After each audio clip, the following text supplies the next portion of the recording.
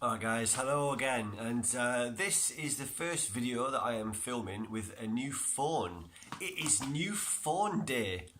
I got the Honor 6, oh no, Honor 9 even, looking at it the wrong way around.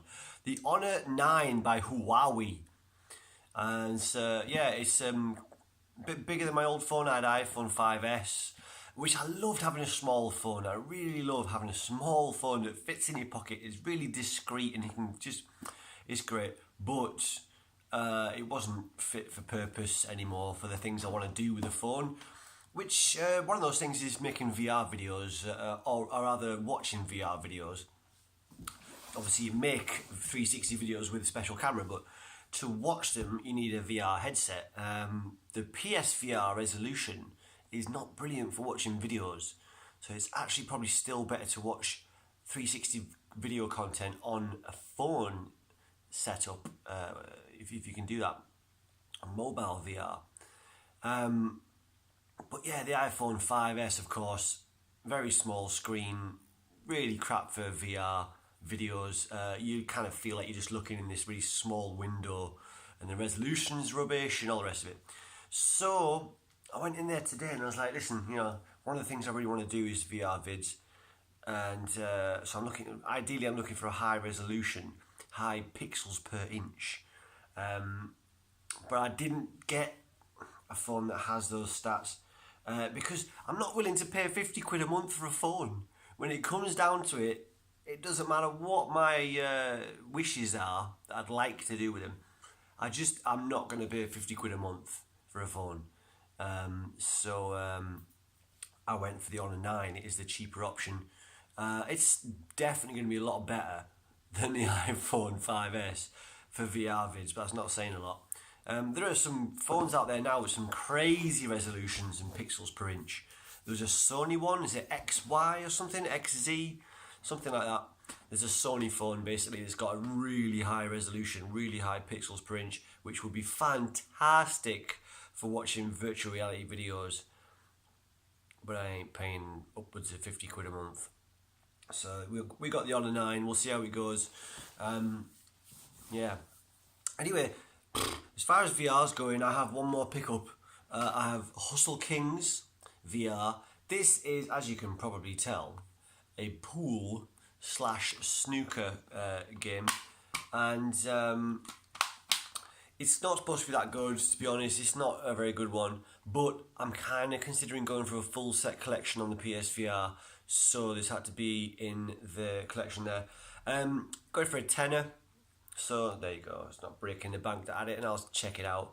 But yeah, we shall see. I think I remember hearing something about the queue action not being as realistic as you'd like it to be, but we'll see how that plays. I've really enjoyed pinball in VR, so maybe some other kind of barroom style games will be fun in VR too, we'll see. But yeah, so kind of going for a full set, because it turns out it's not that simple. It's not going to be that simple to go for a full physical PSVR collection, because well, there's a couple of issues.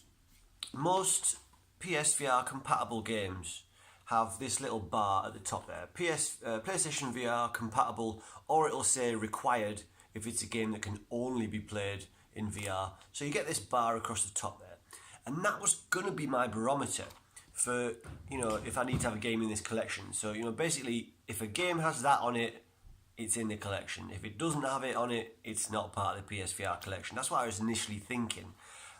But of course, life's never that simple, is it? For example, we have here Star Wars Battlefront.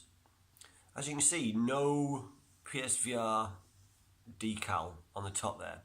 But the game does have a VR mode. It has a really good, really fun VR level in it to play. So you're just going around in an X-Wing, and it's not very short, it's just one level, but it's really good.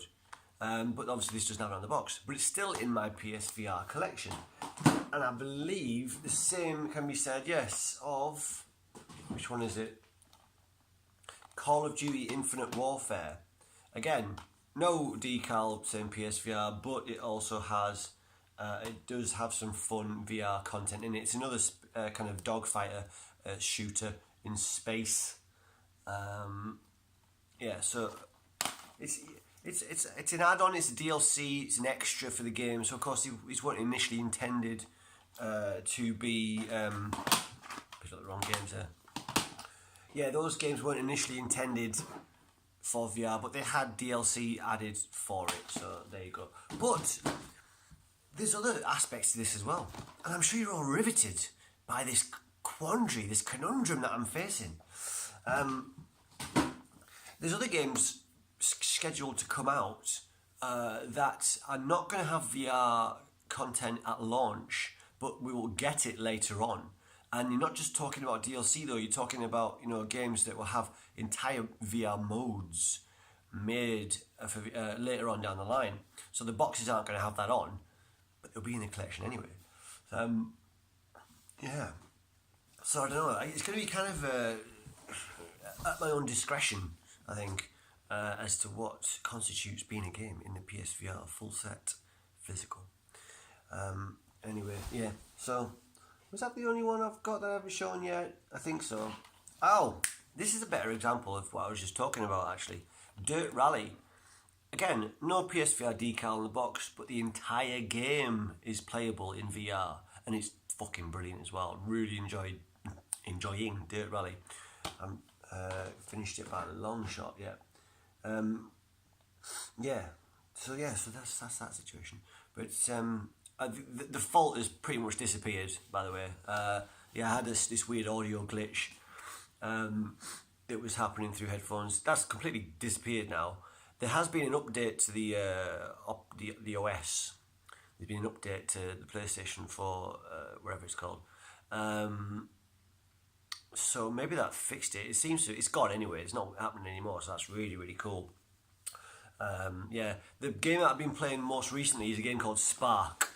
Now Spark is again digital only, gutted, but I jumped on board, got it at launch because there was a lot of hype for this game, and it lives up to it. It's basically dodgeball. It's like Tron dodgeball. You're playing against obviously another person's online multiplayer. And you have this this glowing ball thing and a shield that is generated by the ball that you hold, and you can throw it, and you can deflect the other player's ball as well. They've been throwing theirs around as well. So you have these two balls flying around and shields coming to the mix and all the rest of it. But the physics are fantastic. It really feels responsive and accurate enough that this is down to your skill, like, you know, as if you were really there throwing glowing orbs. It would feel exactly like that, I know. But yeah, Spark is really, really fun. It's really brilliant. I don't know. I want to do some more VR gameplay videos, but of course, it only shows you a glimpse into what the game's all about. Of course, it doesn't get over. I mean, this goes without saying, but I'll say it anyway. It doesn't get over the feeling of being in that game, obviously watching a gameplay video on YouTube. But it's, you know, I try and do it so that you can see me larking around as well as the footage on the TV. So you get a little... It's a fun thing. I think it's fun. So I might do some more gameplay videos to show you what these things are like. But yeah, Spark is brilliant. It's pretty much all I'm playing on VR at the minute. Skyrim VR is due out in a couple of months. Bad news has been reported about it from the first playable demo at some show or other recently, some expo, that Skyrim VR is not what people hoped it was going to be. Now, I knew there was going to be teleportation. I knew that was coming. But apparently there's other things about it, like it's very, very bare bones, very simplistic version of Skyrim, and the enemy AI seems to have been changed to make it just too simple. And we'll see how it goes on. Maybe the demo wasn't indicative of the final product, but I really hope it isn't. I really hope Skyrim VR is good, because that is something to sink your teeth into and it's something that VR owners have been hankering after, is a big game to really delve into, you know. Because as fun as all these games are, the vast majority of them are smaller experiences, smaller pick up and play games, which is something that I said I was happy to have. That's certainly a shift in my gaming life that I was happy about, but there's room for everything. So yeah, I have room in my life for a VR RPG, as well as all these fun, more kind of I don't know how to describe what I'm talking about. These less deep games. Yeah. So that's it. That is all the VR news and stuff. I hope this video comes out alright. I'm using the front facing camera, so it's not the best. I have a much better camera on the back of the phone, but I'm using this one so I can see the screen, because I'm really narcissistic apparently. Okay, anyway guys, I will see you in the next video. Bye bye.